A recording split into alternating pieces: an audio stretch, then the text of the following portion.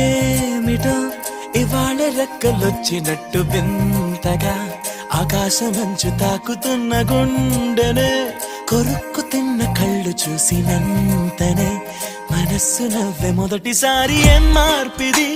ఎడారి ఎండమావి ఉప్పెనై ఉంచెనే కలే కాదుగా నీ వల్లనే భరించలేని తీపి బాధలే